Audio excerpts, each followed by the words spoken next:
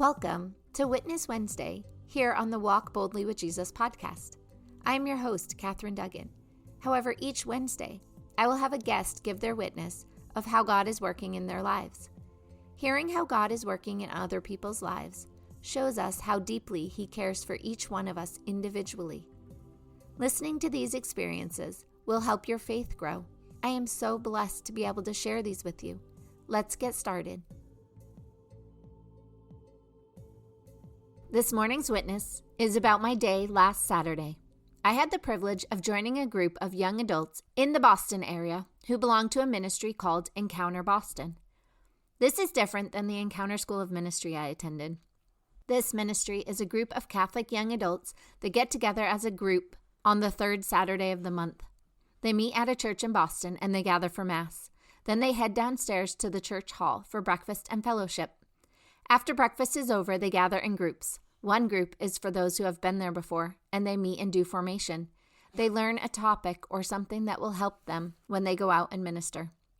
Last week, they talked about Mother Theresa, I believe. They also have a group for newcomers where they explain all about the ministry. They talk about what you should and shouldn't do while you're out there. They give you tips about what works and what doesn't. Then they show you a video about the group in Colorado that they designed their group after. This group is called Christ in the City. You should check out the video on their website. It's pretty cool. When you go to their website, the first thing you see is a quote from Mother Teresa that says, "Many people talk about the homeless, but few talk to them." Mother Teresa talks about something called the poverty of loneliness. The approach of Christ in the City, and also this Encounter Ministries in Boston, is healing through relationships. These two ministries spend time each week building relationships with the homeless on the streets. It's through seemingly small interactions, the disarming power of eye contact, a genuine smile, stopping by to say hello and learn someone's name, that the seeds of friendship take root and a journey of healing begins. There are lots of homeless ministries in Boston, and they're all a little different. I know 2 people from my class who go out on Saturday mornings in Boston and pray over people. They head to Mass Ave and other places where there's large homeless population, and they pray with them for healing and for conversion. They pray for an end to their addiction and whatever they need prayer for. There are also groups in Boston that bring the homeless clothing, food, and other material things they may need. Encounter's primary goal is to build a relationship with the homeless. They walk the same paths each week, so they really get to know the people on their path. They become friends with them, and then they pray for their friends during their own prayer time. After this group time, they meet up in the church again to break into small groups. They usually only have 2 to 3 people in a group, and they try to have at least one male and female in each group, as males and females both offer something unique to any situation. Before heading out, the priest will say a prayer. Then everyone heads out to their specific section of Boston to minister for about 2 hours or so. This weekend was my first weekend joining this group, mostly because I didn't know about it before, but also because it's for young adults, and unfortunately, I'm no longer considered a young adult. However, I have had the privilege of spending time with 6 of the ladies in this group lately, and so I wanted to see what it is they do for ministry. They invited me to join in this week. I was in a group of 4 going out for ministry. We decided to walk to our area. As we walked, we talked and got to know each other a bit.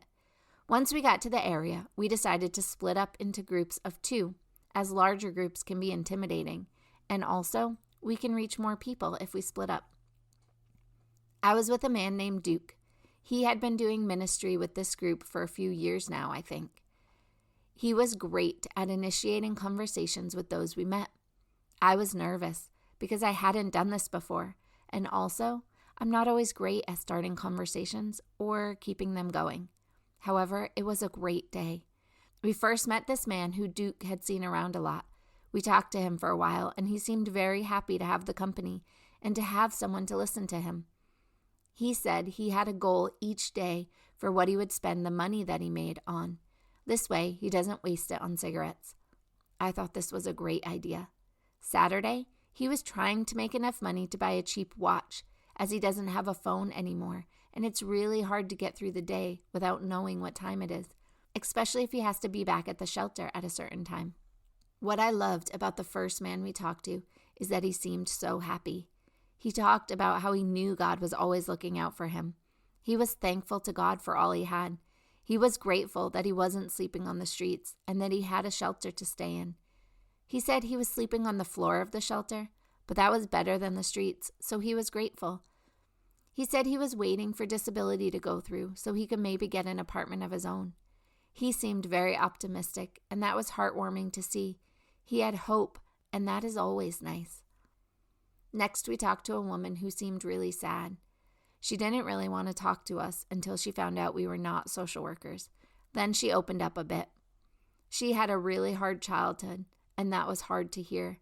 She had unspeakable things happen to her when she was really young, and that was sad for her to talk about. She also seemed a bit confused as she said a lot of things that didn't make sense. We stayed with her for a while, but conversations were hard as she didn't really answer any questions and she repeated the same things over and over again. We left after a bit. I think she liked that we stopped and said hi, though. I think she liked having someone listen to her. The next guy we walked by, we almost didn't stop. I'm not sure why. I think it was probably because he was smoking a cigarette, and he didn't really look homeless, although you never really know who is homeless. Not all homeless people look a certain way. I'm not sure why we didn't seem to be stopping. I do know that when we looked at him, he gave us a big smile, and we knew we should stop and say hi. He was very friendly and talkative. He told us how he used to be homeless, and he used to sleep on the street corner right next to where we were. He said he had a good job and was doing well, but then his drinking took over and he lost everything. He was pretty sick from living on the streets. He had to have his toes amputated because he had diabetes. He said it got so bad he could barely walk. He had a walker, and if he walked more than a few feet, he would be winded. He had serious health issues, and one day, it all got to be too much for him. He said he got down on his knees and he cried out to the Lord for help. And the Lord helped him. He went into rehab and gave up all drinking and substance use. The only thing he does now that he doesn't like is smoking. He said he knows the Lord will help him give that up one day also. He got a social worker who was able to find him an apartment within 3 months. Previously, he had been on the list for a really long time, but then he said he was too busy with alcohol to go in and check where he was on the list or do the things they needed him to do. He is also taking classes at some center in Boston right now. They give him a stipend for transportation so he can get to and from the center. He's learning how to use computers and how to troubleshoot if they aren't working. It's a 12-week class, and after that, he will enter an intensive outpatient therapy class where they will reinforce what he learned in rehab and help him develop more strategies to stay sober. He said he's met friends through the center and through rehab who are also trying to stay sober. If any of them are having a rough day or thinking about having a drink, they'll call each other and go out for coffee and encourage each other on their journey. It was so beautiful talking to this man. He also said as soon as he went into rehab, he got on Facebook and reached out to his family, and they were all happy for him that he was in rehab. They were super supportive and happy to hear from him. They were willing to help him in any way they could. He was calling his older brother that day to see if they could go have coffee together, as his brother works in the city. This man said he gets up each morning and stands on the street he used to sleep on, and he talks with the people who walk by or the homeless on the street. He said he does that for the Lord. He wants to thank God for all he has done for him. He also does it so he can be an example for those on the street who are still addicted to drugs and alcohol. He can be an example for what can happen when you call out to the Lord. He is living proof that things can change, that help is available when you're ready, and that life can get better. He said he stands on the street for several hours, and then he goes to Mass and confession. Then he'll make his way home. He said he is so grateful for his life. He's grateful for God helping him. He's grateful for his apartment, which used to be not so great, but then they started fixing it up. putting rules in place so people can't be drinking in the hallways and such. And they hired security. He feels safe and secure there now. He has contact with his family again. He is so happy, and you can see it just by looking at him. His smile was so big, you could see that he was full of the Holy Spirit. Then, as we were talking to him, there was another man that came by. We talked to him for a bit. He didn't seem too interested in talking with us, but he really liked talking to the guy that we were talking to. The guy who came up to us gave the man we were talking to a pair of brand new socks. It was nice to see how they cared for each other. After everyone was done with the ministry time, then they make their way back to the church. They spend a few minutes in the church individually praying. When I was in there, I thanked God for all the encounters I had that day. I prayed for each one of my new friends, and I asked the Lord what was one thing He wanted me to learn from this experience. This is what I felt like the Lord told me. Remember that we can learn just as much from our friends as they can from us. The people you met today are my beautiful children whom I love dearly. I am doing good work in them too. But sometimes it takes longer because they are resistant and they are blocking me. That doesn't mean I can't work, but it does sometimes take longer. I will use all they've been through for their own good. Thank you for your prayers for them. You may be the only one praying for them, so don't forget them. I don't want to see a single one of my children perish. I am grateful for you going out with Encounter today. After they pray in the church, they go downstairs and eat lunch with their group and debrief about their experience for that day. While we were debriefing, God gave one of the ministers in our group a beautiful gift. When we were talking about the man who went into rehab and was doing so great, one of the women in our group was so happy. She had prayed with this man the night before he went to rehab, and she hadn't seen him since. She had never stopped praying for him and wondering what happened to him. She was overjoyed and so grateful when she heard how well he was doing. The reason I said God gave her a gift is because it's not often that you get to see the fruit of your prayers. Often, it's our job to plant the seed or say the prayer, but we don't get to see the seed bloom or the prayers bear fruit. She had prayed with this man. They had formed a special bond, and to hear the Lord not only saved him from his addiction, but saved him from living on the streets and reunited him with his family in some way was amazing. She wanted to run back out and talk with him, but unfortunately, she wasn't able to. However, I know she'll be looking for him the next time she goes out. This provided encouragement for the whole group too. God is hearing their prayers.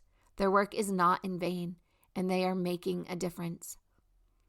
Next, they get in a big circle, and each group talks about the one way their life was impacted by the people they met that day. Then, they end with a Thanksgiving rosary. This is not where they say the rosary. It's where they say one thing they are faithful for on each Hail Mary bead. It was beautiful to hear what everyone was thankful for. I am so grateful I got to be part of their ministry for a day. The third Saturday is when the whole group of young adults goes out and ministers. However, several of them go out a couple times a week in small groups. I know the ladies I've been fortunate enough to spend time with actually live in community with each other so they can help each other grow closer to the Lord. And they also go out a few times a week for ministry. It is amazing to spend time with young adults who are so in love with Christ and who give their time to make sure the homeless have someone to talk to. They do extraordinary work, and if you are a young adult listening to this, reach out to me and I can tell you how you can get involved. If you're not a young adult and you're interested in homeless ministry, I'm sure there is something that would fit your needs too. Thank you very much for all those involved in Encounter Boston, for letting me join you, and for all the amazing work you do. You are making a difference in the lives of all you encounter. We have all seen God working in our lives. However, we might not all be aware it is God who is working in our lives.